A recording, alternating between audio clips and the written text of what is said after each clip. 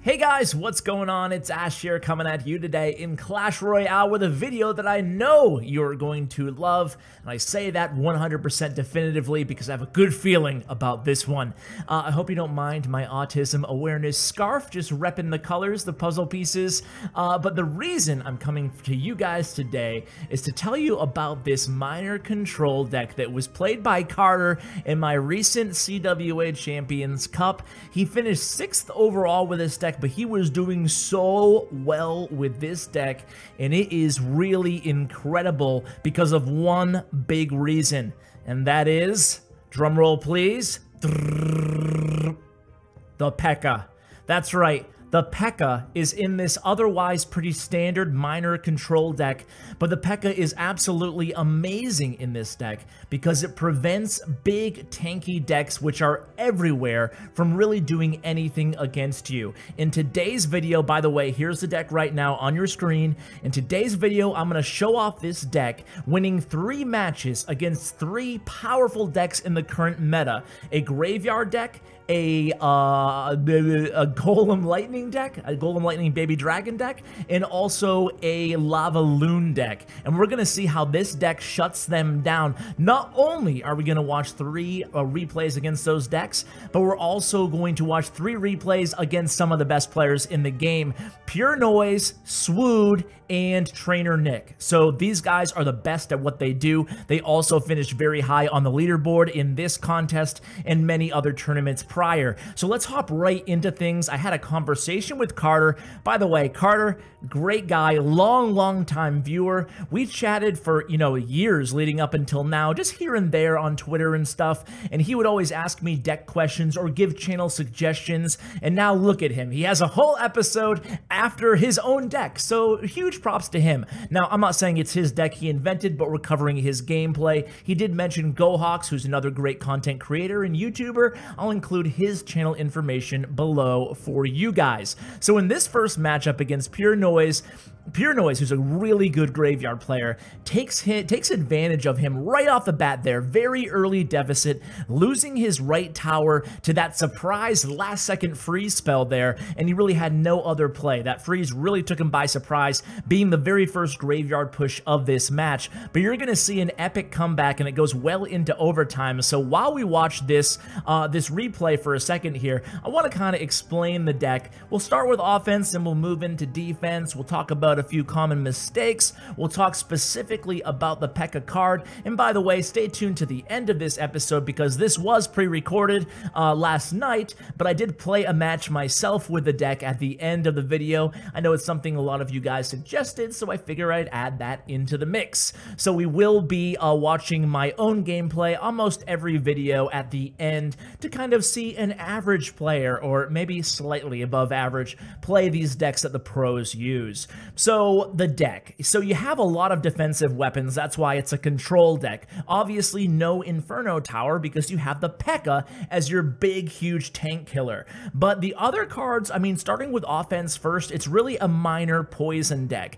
Every time you can get a miner and a poison onto the tower, not only are you going to do a significant amount of damage to that tower in chip damage with the miner and the bleed damage of the poison, but you're also hopefully going to get some additional value if they have an elixir pump or troops nearby their tower. Always important to try to get as much value as you can out of your poison card on top of that miner card. So it's kind of a chip deck in that regard. That's basically going to be their main form of offense.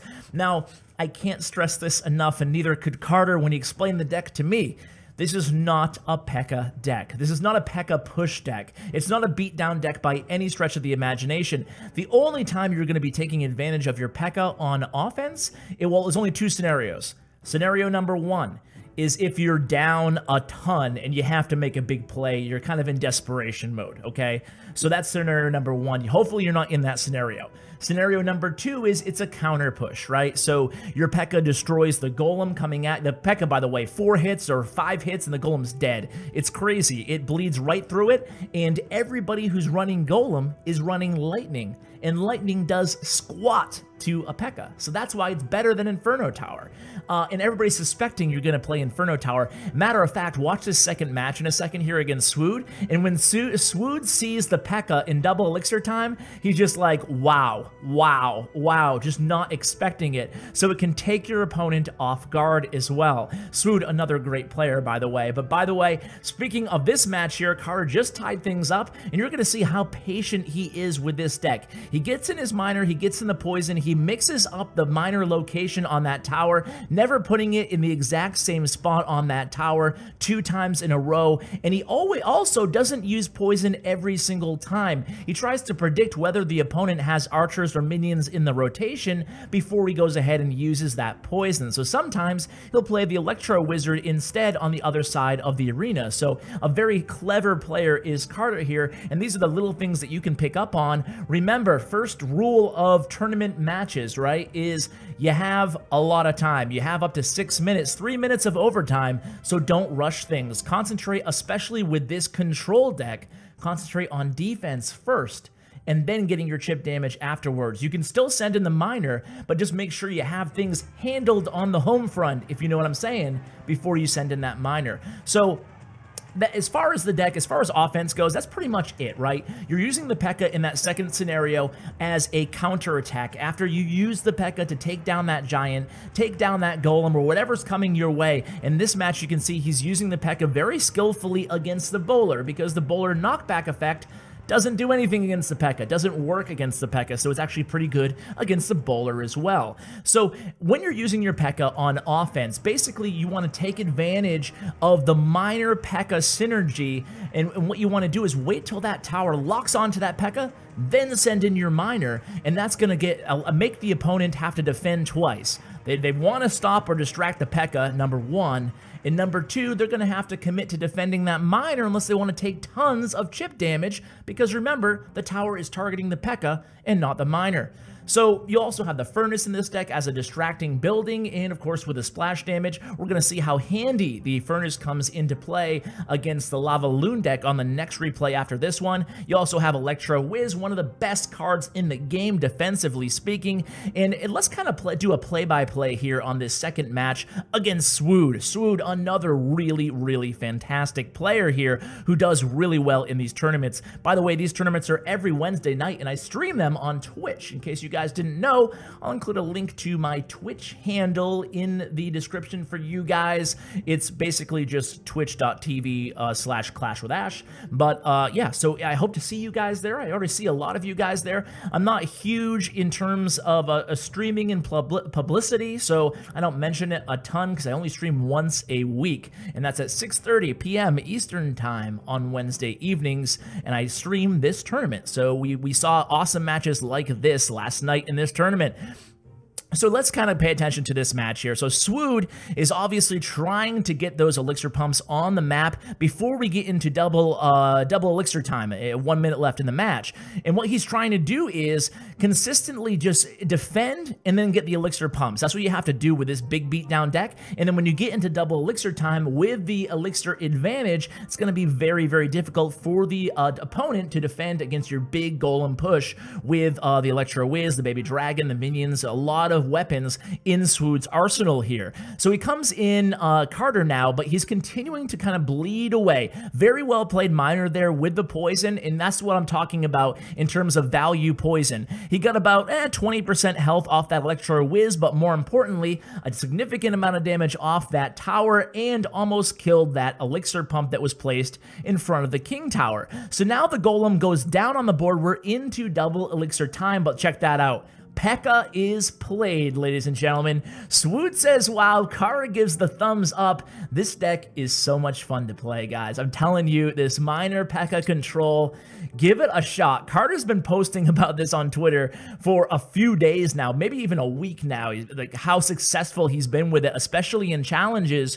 And, you know, this just proves it here, all these replays. So, and I've been playing the deck ever since I recorded this. Remember, this was recorded a couple days ago now, and I love it. I love this deck, guys. I can't stress that enough. So now the Pekka just totally annihilates that Golem. No big deal, right? And then consistently just swarming that right tower is Carter, or I guess the left tower, no matter how you're looking at it here. But with the Miner Poison combo, not much that poor Swoot can do at this point. He can't gain the elixir advantage. The Pekka is a great hard counter to the Golem. He knows that the game is over, and well played, both being great sportsmen. And wow, Carter picks up the W against a very good player. Did I mention that Swoop is good? Did I mention? I'm not sure. Did I mention he was good? Okay, he's good. So now let's go on to Trainer Nick. Now, Trainer Nick, I hate to be hyperbolic, okay? But Trainer Nick could be the best Lava Loon player in the game. And I know what you're saying. Ash, Lava Loon is no skill. Lava Loon is no skill, Ash. Listen. Don't get me started on this whole no skill stuff. If you have a heavy, expensive deck, every mistake you make is bigger. It's more important. It's more costly. If you have a really fast cycle deck, you can afford to make more mistakes. So a really good Lava Loon player will finish first in the entire world, like Trainer Nick has before with Lava Loon, right? Whereas a mediocre Lava Loon player will, you know, maybe get 7 wins in a challenge, not a guaranteed 12-win challenge. Nick could pick up 3 or 4 challenges in a row of 12 wins back to back to back to back with Lava Loon, and the fact that I couldn't do that, it tells you there's a skill gap there, so hence the deck does require a little bit of skill, okay? So I'm not going to get into that big argument here, but let's get back on track here. Let's see how Carter handles this popular and hated Lava Loon deck, okay? So he's going against it, just doing a great job with that Electro Whiz. Now remember, it might not seem, you don't have like the Musketeer, you don't have 3 Musketeers, you don't have that big point damage, air targeting defense in Carter's deck, but you do have the Electro Whiz, who, remember, stuns the target temporarily once he targets them with those rays. He also resets those targets, and you also have the Furnace to distract. You have the Fire Spirits summoned by the Furnace. They're going to kill those pups, and of course, you do have your Poison spell, which you're going to see Carter use very expertly against the Lava Hound when it pops. Perfectly timed here. Now, look at this push coming right now. A Poison spell dropped by Carter because he was at full elixir, continuing to chip away at Trainer Nick's right tower. Here comes the Lava Hound about to cross the bridge here. Carter knows what's coming. We know what's coming, right? It's going to be the Lava Hound in the middle because he... Oh, did I speak too soon? Okay, I thought the Lava Hound would be in the middle to target that Furnace rather than to get in front of that Electro Whiz. But Trainer Nick, better player than I do, he goes right into that Electro Whiz and he ends up taking down one of the Furnaces, 2 of the Furnaces, but guess what? Doing almost no damage. Okay, I take it back, doing no damage at all to the tower. So look at that Pekka play at the very last second there at the bridge, causing Trainer Nick to react, and that's what we're talking about with that counter push, guys. As soon as that tower locked onto that Pekka, it forced Trainer Nick to defend both the Pekka and the Miner there, and he got a lot more chip damage done to that tower, and he caused Trainer Nick to have to use a lot more elixir. Now again, we're playing this time the Lava Hound right in the center there, but guess what? Carter's ready for him. He has the minions saved for that balloon. Balloon goes down in the center of the arena. Electro Whiz still doing his thing. A very nice poison spell there by Carter, taking out the pups, and Trainer Nick barely touched Carter's towers. This deck is awesome against Lava Loon. It's awesome against Giant Lightning. It's awesome against graveyard decks. This deck is the full package, guys. I'm telling you, this is an anti-meta deck, and you guys are going to love it. So as we hop into my personal replay, let me talk about substitutions in case you guys don't have all these cards. So for Log, because there is Log in this deck, you can play either Zapper Arrows. Obviously, any video that I share the Log in the deck, that's probably going to be the substitution that you're going to want to use, Zap or Arrows. If you don't have Electro Whiz, it's a little bit more difficult to sub in, but you're probably just going to want to play the Musketeer there. Obviously, she's not going to be quite as good defensively, but she does have that heavier point damage, which is going to help you out against air decks, and there's a lot of air decks going around too, so it's something that you might find valuable. So other than that, I think those are the only two cards that you're going to be wanting to replace in the deck. Let me see. Oh, Miner is pretty fundamental to the deck. If you don't have Miner, well, I'm not sure if I can help you there. You can obviously change the entire deck around, but I don't know. You're going to have Miner to play Miner Control, right?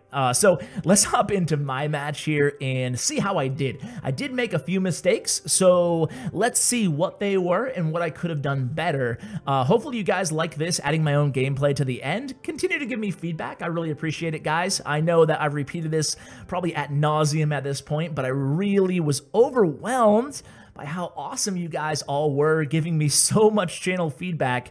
It was so overwhelming. It was overwhelming. Did I mention that? It was overwhelming? It was. So over here, I snuck in my Miner so that both of my Fire Spirits would hit that left tower. I'm pretty happy so far. Unfortunately, the Baby Dragon played right after my minions. I know they're going to be easily countered, barely even get a hit in on that Baby Dragon. Here I play a... okay, I make a little bit of a mistake here. I play the Pekka at the bridge, and we talked about this earlier in the episode. This is actually... I played this match right after the tournament, before I got any of Carter's tips. So I had no clue what I was doing here. I just kind of picked up the deck, copied it, and gave it a shot. And that's the problem you run into if you don't watch a YouTube video or you don't go look at a streamer play and have them explain the deck to you, is you're not sure exactly how to play all the cards in the deck. I wanted to distract that Baby Dragon, and I did, and it ended up working out all right. But you shouldn't really be playing the Pekka at the bridge as a distraction unit. So this time the Miner, a little bit late on that Miner. I was hoping both the Fire Spirits would hit the tower. Either way, the Miner does get 3 or 4 shots off that Elixir Collector. Can't really complain there. This time I'm going to play the Electro Whiz on the Baby Dragon, which will work out much better. First, I'm going to cycle those skeletons way back in the back corner there, and then I'm going to get a decent poison here. Probably didn't need it. Actually, that's another mistake I made in this match now that I come and think back on it. The poison there was, you know, I should have played it earlier or not played it at all. It didn't really, I don't think the Elixir Pump would have gotten any more damage there. At this point, Alan here, my opponent, knows that I have the Pekka because I played it at the bridge earlier like kind of a dummy, but either way, it's going to be a great counter to this Golem. That's the beautiful thing, is normally when you're playing Miner Control and you see that Golem, even if you have the Inferno Tower, you're like, oh crap. Oh crap, what am I going to do? What am I going to do? Because you know he has lightning. And there's the lightning, but guess what?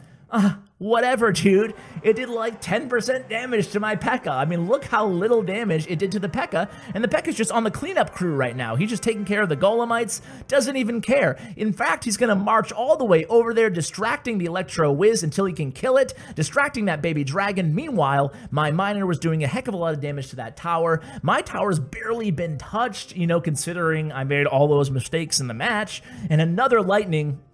As a matter of fact, all the damage that's been done to my tower pretty much has come from the lightning. The Golem doesn't even get a hit on the tower. Now I know my Miner and a log are going to finish up the match, and that's what they do right here, and it's going to be a victory for yours truly. So guys, that is going to do it for today's video. I hope you enjoyed this episode. Balance changes on the way to the game. I'll give a link to the blog post that announced all those balance changes. Nothing super major this time, but you guys should check it out in case you haven't. So guys, thanks so much for watching. Huge shout out to my YouTube partner, Bren Chong. And as always, take care, guys.